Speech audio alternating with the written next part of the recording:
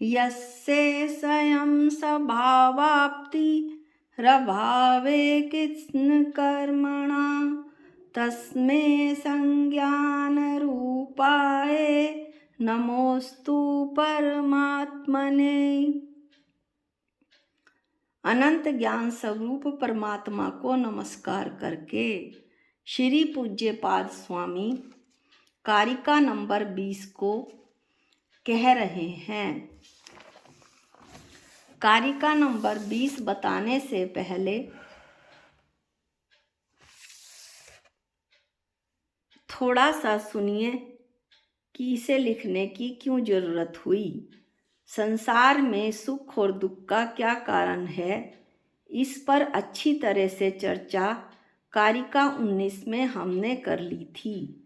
आज हम कारिका 20 में यह चर्चा करेंगे कि कौन सा चिंतन सुख का कारण है और कौन सा चिंतन दुख का कारण है। चिंतन यानी ध्यान, ताकि उससे इस बात को अच्छी तरह सोच समझकर हम दुख के कारणों के चिंतन से बच सकें। कारिका नंबर 20। इतिश्चिंता मणिर् दिव्ये इतः पिण्याक खंडकम ध्यानेन चैदुबे लभ्ये क्वाद्रियन्ताम विवेकिनः। इतिश्चिंतामणिर् दिव्ये इतः पिण्याक खंडकम ध्यानेन चैदुबे लभ्ये क्वाद्रियन्ताम विवेकिनः। यहाँ आचार्य यह बतला रहे हैं कि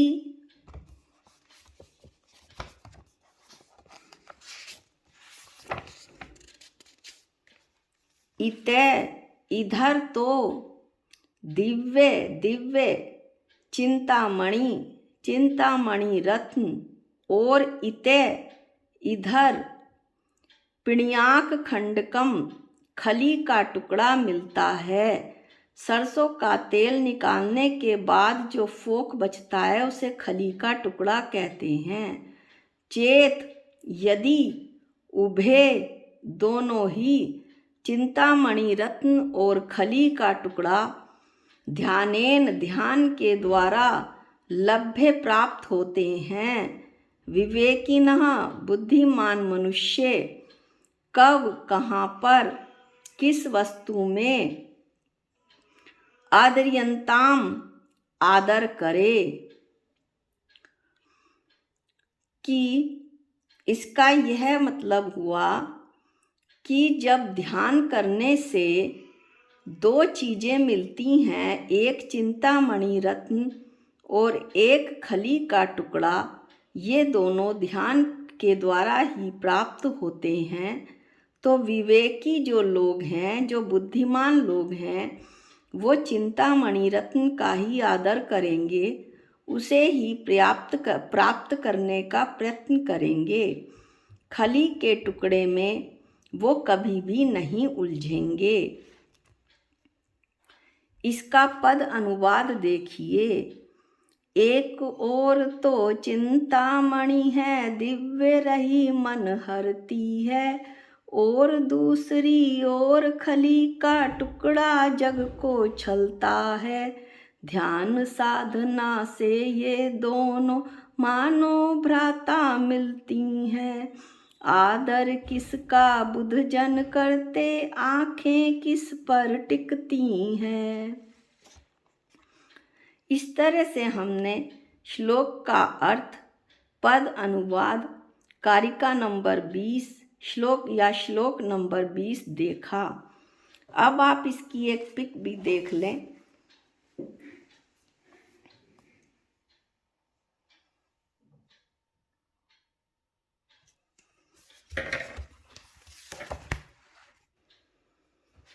अब इसमें से एक प्रश्न उठता है, ध्यान किसे कहते हैं। आचार्यों ने ध्यान की परिभाषा इस प्रकार लिखी है। एकाग्र चिंता निरोधो ध्यानम। हमारे मन में बहुत सारे चिंतन चलते हैं। उन सारे चिंतनों को रोककर हम एक वस्तु पर अपने ध्यान को एकाग्र कर लें तो उसका नाम ध्यान है। एकाग्र चिंता निरोधो, एक वस्तु पर चिंता का रुक जाना ध्यान है। और ऐसा तो होता रहता है कि कभी सुख होता है तो हम सुख में लीन हो जाते हैं, दुख होता है तो दुख में लीन हो जाते हैं। ये लीन होना ही ध्यान है। अब शिष्य प्रश्न पूछता है कि ध्यान के कितने भेद होते हैं। ध्यान के 4 भेद होते हैं, जैसे कि तत्वास सूत्र के 9वें अध्याय के श्लोक नंबर 28 में से बताए गए हैं। यदि विस्तार से अच्छी तरह अध्ययन करना है तो आप 28वें श्लोक से लेकर आगे के कुछ श्लोकों को पढ़ेंगे तो आपको अच्छे से ध्यान और उसके भेदों का वर्णन समझ में आएगा। ध्यान के 4 भेद होते हैं। नंबर 1 आर्त ध्यान, नंबर 2 रोध ध्यान, नंबर 3 धर्म ध्यान और नंबर 4 शुक्ल ध्यान। आरती नाम दुख का है। दुख अनुभवन में चिंता का रुकना, लगना आर्त ध्यान कहलाता है। अब अगला प्रश्न है, आर्त ध्यान के कितने भेद होते हैं। कर्म से आर्त ध्यान के 4 भेद बताए जाएंगे। पहला आर्त ध्यान है अनिष्ट संयोगज आर्त ध्यान। विष, कांटा, शत्रु आदि अप्रिय वस्तु, मन को अच्छी ना लगने वाली वस्तुओं के निमित्त से ऐसी वस्तुओं का समागम होने पर, संयोग होने पर उसकी पीड़ा से व्याकुल होकर उस वस्तु के वियोग के लिए, उस वस्तु से छुटकारा पाने के लिए जो सतत चिंता होती है वो अनिष्ट संयोगज आर्त ध्यान कहलाती है। यह ध्यान देश भाव से होता है। अगला है इष्ट वियोगज आर्त ध्यान। मनोज्ञ से मन को अच्छे लगने वाले पदार्थ, इष्ट पदार्थ, पुत्र, धन, स्त्री आदि का वियोग होने पर उनके संयोग के लिए बार बार विचार करना, सो इष्ट वियोगज नाम का आर्त ध्यान है। किसी का जवान 20 साल का पुत्र था, उसकी मृत्यु हो गई। यदि वो इस समय जैसा कि इसे रोकना बहुत मुश्किल है, वो पिता आर्त ध्यान करेगा ही करेगा। तो यदि वो आर्त ध्यान करता है तो उसके कर्मों का बंध होता है, त्रियंच गति बंधती है। लेकिन यदि वहीं पर वो धर्म ध्यान करे कि इसका तो इतना ही आयु कर्म मेरा पुत्र लिखा के लाया था, इसका और मेरा संयोग इतना ही था, तो वहाँ पर उसका कल्याण होगा। इस तरह यह इष्ट वियोगज नाम का आर्त ध्यान है। तीसरा है वेदना प्रभव आर्त ध्यान। रोग जनित पीड़ा होने पर उसे दूर करने के लिए रात दिन सतत चिंतन करते रहना, सतत चिंता करते रहना, लगातार चिंता करते रहना, सो वेदना जन्य आर्त ध्यान है। पीड़ा हो रही थी, डॉक्टर के पास गया, उसने कोई भयानक बीमारी बता दी जैसे कैंसर। तो कैंसर यदि ठीक होना है तो हो ही जाएगा, और यदि वो फैल गया है तो वो कैसे ठीक होगा। तो भी वो व्यक्ति कैंसर का नाम सुनकर लगातार उसकी चिंता में लगा रहता है, उसी की तरफ उसका ध्यान रहता है। तो ये वेदनाजन्य आर्त ध्यान कहलाता है। चौथा ध्यान है निदान आर्त ध्यान। भोगों की तृष्णा से पीड़ित होकर रात दिन आगामी भोगों को प्राप्त करने की चिंता की अभिलाषा बने रहना। एक भोग की वस्तु प्राप्त हो गई तो दूसरी, दूसरी की इच्छा पूरी हो गई तो तीसरी, और तीसरी की इच्छा पूरी हो गई तो चौथी। इस तरह वो मकड़ी के जाले में मकड़ी के समान फंसता चला जाता है। ये निदान आर्त ध्यान है। इस संबंध में एक छोटी सी कथा है। एक शिकारी ने चिड़िया पकड़ने के लिए एक बाग में जाल बिछाया। उसमें कुछ चिड़िया आकर फंस गई। उसी समय 4 मित्र वहाँ घूमते हुए निकले।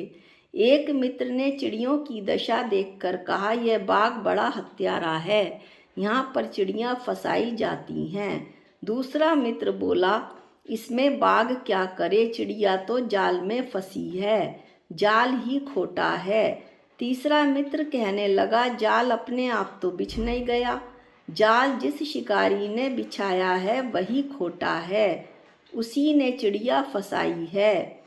चौथा मित्र कहने लगा, यह जाल बिछा रहता किंतु चिड़िया दाने के प्रलोभन में ना आती तो उसे कौन फंसा सकता था।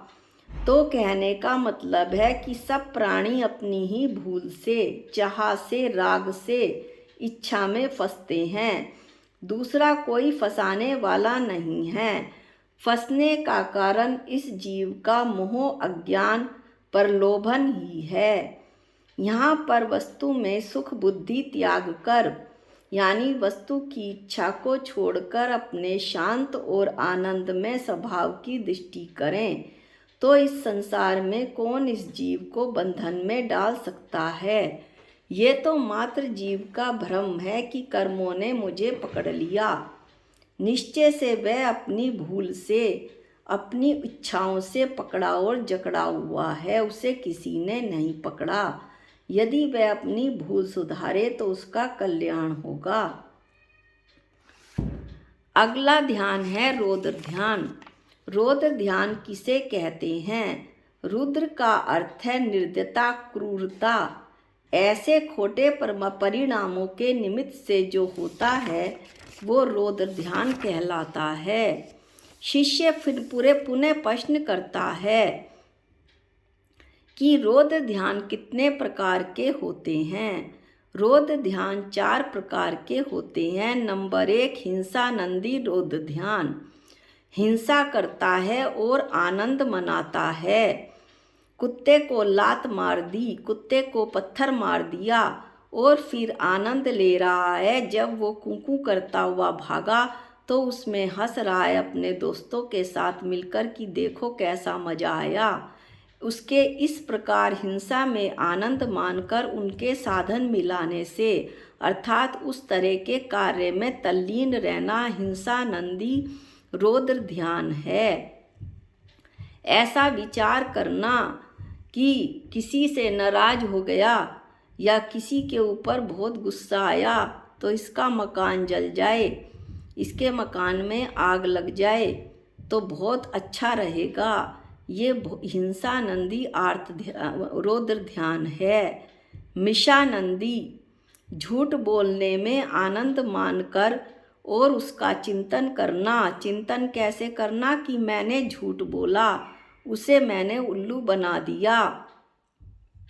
पिताजी घर में हैं, किसी के रुपए कोई मिस्त्री है, गरीब मिस्त्री काम करके गया उनके घर में, वो बेचारा अपने रुपए मांगने आया तो उस आदमी ने अपनी बीवी से झूठ बुलवा दिया कि वो घर में नहीं है, मैं रुपए कहाँ से लाऊं। इस तरह से उसको बुरा भला कहकर बेचारे मिस्त्री को भगा दिया और अंदर आकर दोनों मियाँ बीवी ने खुशियाँ मनाई कि देखो हमने कैसे उसे बातों बातों में झूठ बोला और उसको बिना रुपए दिए भगा दिया। ये मिर्शानंदी रौद्र ध्यान है। चौर्यानंदी, चोरी में आनंद मानकर उसका विचार करना और उसका आनंद लेना। कई बार देखा जाता है कि बड़े बड़े लोग भी, जिन्हें ज़रूरत भी नहीं होती, वो मॉल वगैरह में जाते हैं। वैसे तो अब सीसीटीवी कैमरे लगे रहते हैं, लेकिन फिर भी छोटी छोटी चीज़ें वो अपने पॉकेट वगैरह में रख लेते हैं और फिर बाहर आकर बड़ा आनंद लेते हैं।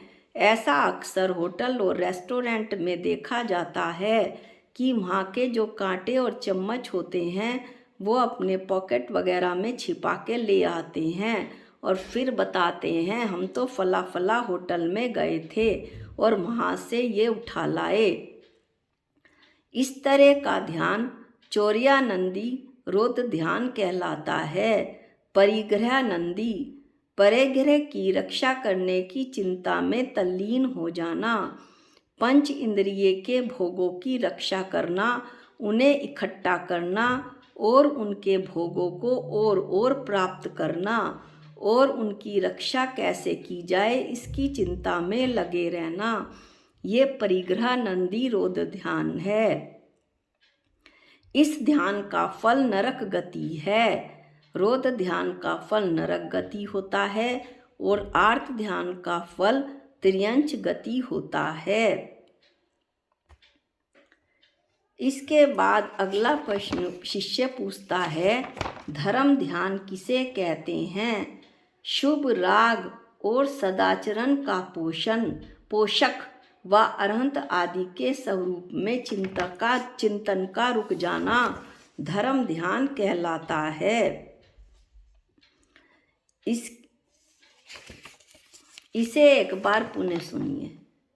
शुभ राग पूजा पाठ स्वाध्याय, सदाचरण का पोषक, सदाचरण करना, अपने आचरण को पवित्र रखना, अरहंत आदि के स्वरूप का चिंतन करना कि जो अरहंत भगवान हैं वो उनके समान जो आत्मा है, उनके जैसी आत्मा मेरे अंदर अभी वर्तमान में मौजूद है। चेतन भगवान आत्मा, मैं चेतन भगवान आत्मा हूँ। द्रव्य दृष्टि से मैं चेतन ही हूँ और अन्य विश्व में कुछ भी नहीं हूँ। ऐसा मंदिर जाकर अरहंत आदि की प्रतिमा को देखकर फिर अपने स्वरूप का चिंतन करना और उसमें रुक जाना, वो धर्म ध्यान कहलाता है। धर्म ध्यान के कितने भेद होते हैं? फिर शिष्य पूछता है, आज्ञा विचय धर्म ध्यान अपनी बुद्धि के मंद होने से और पदार्थों के सूक्ष्म होने से जब युक्ति और उदाहरण की गति ना हो तो ऐसी अवस्था में सर्वज्ञ देव के द्वारा कहे गए आगम को प्रमाण मानकर गहन पदार्थ का श्रद्धान कर लेना कि यह ऐसा ही है जैसे सर्वज्ञ भगवान ने बताया है, इसके अलावा अन्य कुछ भी नहीं है। ऐसी दृढ़ श्रद्धा करना आज्ञा विचय धर्म ध्यान है। अपाय विचय धर्म ध्यान, स्वयं के और संसारी जीवों के दुख का विचार करना और उससे छूटने के उपाय का चिंतन करना अपाय विचय धर्म ध्यान है। विपाक विचय, तीसरा है विपाक विचय। द्रव्य क्षेत्र काल भव और भाव, इनकी अपेक्षा से कर्म कैसे कैसे फल देता है इसका सतत विचार करना विपाक विचय धर्म ध्यान है। कर्म के उदय में चाहे साता वेदनीय हो चाहे असाता वेदनीय, उसमें मगन ना होकर ना तो सुखी होना और ना दुखी होना। मैं तो एक बना बनाया चेतन द्रव्य हूँ, ज्ञायक स्वभावी हूँ, इसके अलावा मैं अन्य कुछ भी नहीं हूँ। ऐसा चिंतन करना विपाक विचय धर्म ध्यान है। संस्थान विचय धर्म ध्यान, लोक के आकार और उसके स्वरूप के विचार में अपने चिंतन को लगाना, अपने चित्त को लगाना संस्थान विचय धर्म ध्यान है। ये धर्म ध्यान और अगला जो शुक्ल ध्यान है वो मोक्ष का कारण है, और आर्त और रोध ध्यान संसार का कारण है।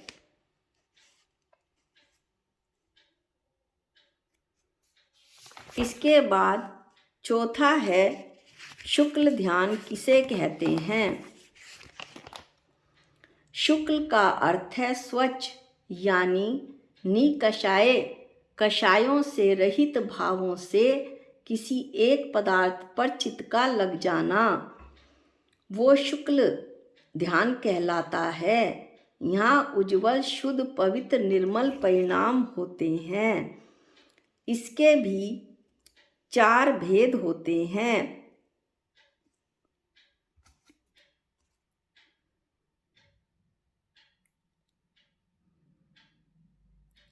पृथक्त्व वितर्क और एकत्व वितर्क, ये 2 ध्यान पूर्व ज्ञानधारी शुद्ध केवली के होते हैं। 11 अंग और 14 पूर्व के जानने वाले सकल शुद्ध के धारक शुद्ध केवली कहलाते हैं।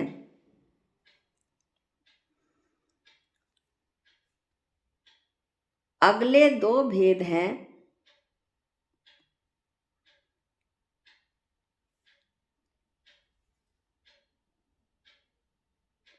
सूक्ष्म क्रिया प्रतिपाती और विप्रत क्रिया निवृत्ति।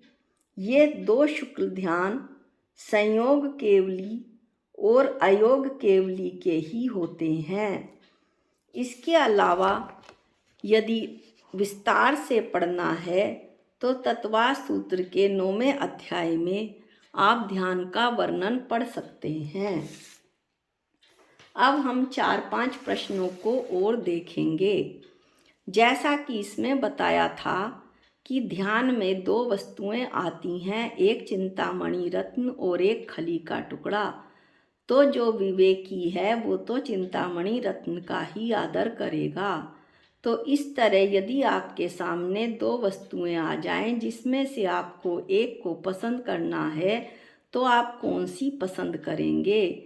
जिसमें हमारा हित होगा हम तो उसी को पसंद करेंगे।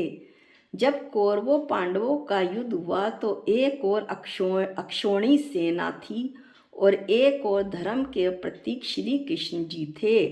एक और श्री कृष्ण जी की विशाल सेना और दूसरी ओर श्री कृष्ण जी। पांडवों ने किसे चुना?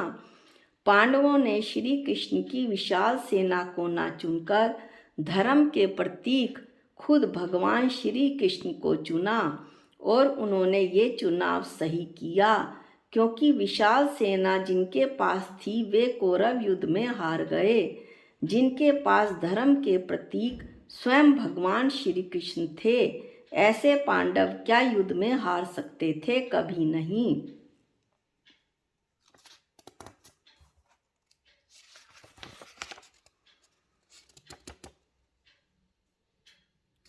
ध्यान से स्वर्ग मोक्ष की प्राप्ति एवं ध्यान से नरक त्रियंच गति की प्राप्ति होती है। इसमें से आप किसे श्रेष्ठ मानेंगे? शिष्य पूछता है। धर्म ध्यान से मनुष्य त्रियंच को देव गति और स्वर्ग की प्राप्ति होती है। धर्म ध्यान से जो मनुष्य है और त्रियंच है उसे तो देव गति और स्वर्ग की प्राप्ति होती है, तथा शुक्ल ध्यान से देव गति एवं मोक्ष की प्राप्ति होती है। रोत ध्यान से आर्त ध्यान से रोत ध्यान से तो नरक गति और आर्त ध्यान से त्रियंच गति की प्राप्ति होती है। अतः जो बुद्धिमान पुरुष है वो तो धर्म ध्यान और शुक्ल ध्यान की ही उपासना करेगा और उसे उन्हीं की उपासना करनी चाहिए। आज के वीडियो में इतना ही। ये वीडियो कुछ ज़्यादा लंबा हो गया, लेकिन ये एक बहुत ही अच्छा और सुंदर स्वाध्याय है जिसे सुनकर आपका निश्चित रूप से कल्याण होगा, ऐसा मेरा मानना है। अगली जो हम कारिका 21 है वो अगले वीडियो में सुनेंगे। उसका अध्ययन हम अगली उसमें सुनेंगे। जा वाणी के ज्ञान से सूझे लोकालोक, जो वाणी मस्तक नमो सदा देत हूँ धोख।